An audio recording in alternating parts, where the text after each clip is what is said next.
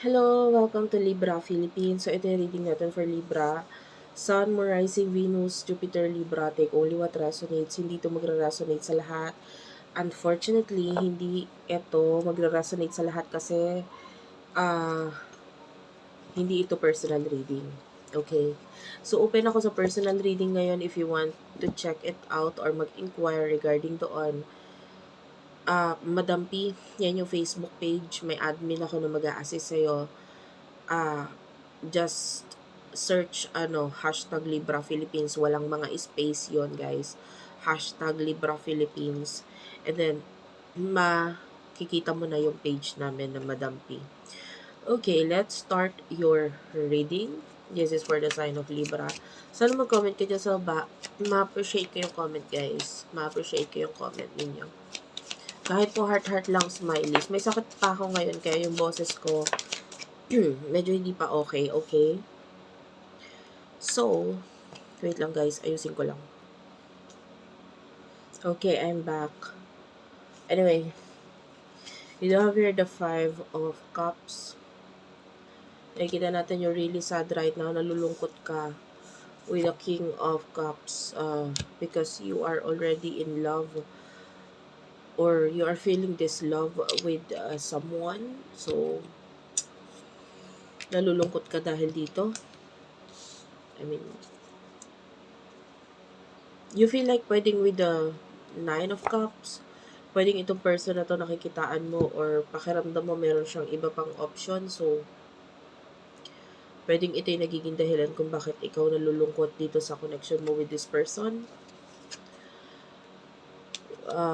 Or siya ay umiiwas or lumayo sa'yo. So, pwedeng ito yung naging dahilan kung bakit nalungkot ka dito sa connection mo dito sa person na to. Wait lang, nababother ako dito. Nabother ako dun sa ang tawag dito, sa phone holder na yun. Okay, wait lang. Okay, I'm back. So, sino yung person na kakonect mo pagdating sa love? Person na kakonect mo pagdating sa love? 2 of Pentacles. Yeah, alam mo may reason ka kung ba't ka nagiging ganyan or may, kung ba't ka nakakaramdam ng ganyan because this person is being wishy-washy.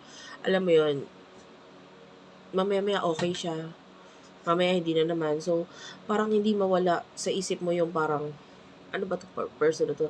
Okay ba siya sa akin or what? Or may kakonect ba siyang iba or what? So, pwedeng your person is being wishy-washy. And, yeah.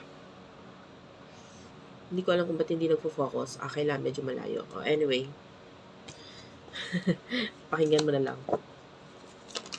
Yeah. 2 of Pentacles, you do have the 2 of Cups. Ang gulo din, oo, nagigets kita. So, yung person na to masyadong magulo. May times na gusto niya makipag-connect, makipag-relasyon sa'yo, makipag-communicate or what. And then there are times na gusto na naman niya, medyo cold siya, umiiwas, lumalayo or what. So, ano ba talaga? Ano ba talaga meron? Ano ba talagang gusto mo mangyari? And then, ikaw, pwede naguguluhan ka with the 5 of Cups kasi you want this person, you are already in love with the King of Cups.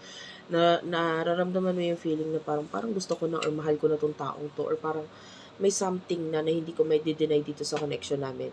Okay? So, ano yung emotions niyo sa isa't isa? The 9 of Wands is here. Aries, Leo, Sagittarius energy. The Magician. Yeah, pwedeng hindi mo pinapakita sa kanya with the Magician kung gaano ka nasasaktan. This is Virgo energy sa connection na ito with the 9 of Wands. Pwedeng, minsan ka na niya nasaktan eh. And then, you already healed from that. Pero na doon pa rin yung what if mo na baka saktan ka ulit or baka ma-experience mo ulit dito sa person na to. Pwedeng hindi naman niya sinasadya na masaktan ka or saktan ka. Pero ikaw tong pwedeng naramdaman mo yung feeling na parang ayokong maramdaman ulit yung ganun. Kasi ang sakit pala, ganun. And then, sabihin na natin nag-heal.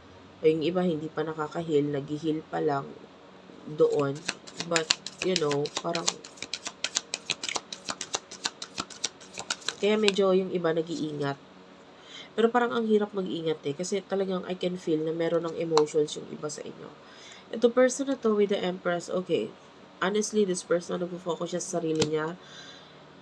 Kung in love ka na sa kanya, itong person na to is still thinking about the future with the 7 of Cups.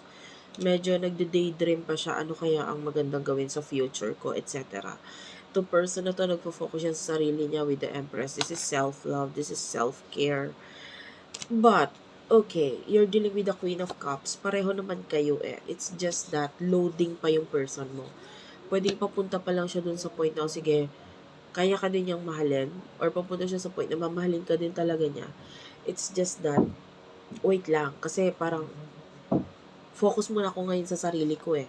May iba pa akong, pwede ngayon may mga decision pa siya kailangan gawin sa buhay niya. You know what I mean? So, parang, huwag ka magmadali. Give time. Bigyan mo ng time itong person na to. And then, yung iba sa inyo, pwedeng tinatry mo yung best mo with the Magician na i-entertain itong taong to. Maybe nakikipag-connect, communicate ka sa kanya. Pero medyo, naiiba pa yung direction ng buhay niya or nasa iba pa ang focus niya. Okay, so, hindi naman ibig sabihin hindi kanya kayang mahalin. Kasi nga parang kuha ko dito, papunta na siya doon.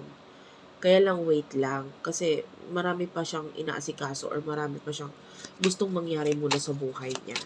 Okay, so, what will happen in the near future for the both of you? In the near future, you do have here the Hermit. This is Virgo energy. This is the 10 of Wands, Aries, Leo, Sagittarius. Death card is here, and also you do have here the 6 of Wands. Clarify. The 9 of Pentacles. That's, yeah, Temperance. The High Priestess at the bottom of the deck. For some of you, this is a soulmate connection. Pero yun nga, alam mo, marami ka pang responsibilidad, obligasyon dapat gawin with the 10 of Wands. Okay, yung iba sa inyo, kailangan mo i-prepare ang sarili mo. I can see moving or pag-transfer ng career, pag-transfer ng tahanan or ng career. Okay, I can see big change for you in the near future.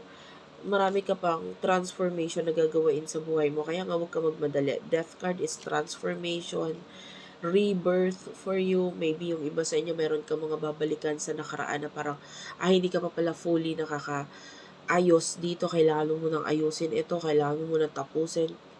You know, so do not focus sa love. Kasi itong person na ito, which is yung kakonect mo, medyo slow yung connection ninyo. Pwedeng the High Priestess, this is a soulmate connection. Pero Temperance, this is a lot of patience na kailangan ibigay mo sa sarili mo. Huwag ka magmadali. Yun lang. Huwag ka magmadali. Have patience sa person na ito. Ngayon kasi focus siya sa sarili niya, inaayos niya yung sarili niya, pero time will come, dadating din siya. And mararamdaman niya rin yung 10 of Cups, which is pagmamahal na maaaring gusto mong maramdaman niya. Okay, thank you for watching. I love you all. Again, kung gusto mo magpabook ng personal reading, Madam P, ayan ang Facebook page namin. I-follow mo rin ako dyan. Ang i-search mo, #Libra Philippines, walang space sa Facebook para mas madali mo akong ma-search, okay? And please do comment down below kahit po heart lang. Ayan, masaya ako dyan. Nagbibigay ng pagmamahal, suporta sa akin. Okay lang kahit mga 3 beses kayo mag-comment. Sobrang love na love ko yan. Maraming salamat. I love you all and bye-bye.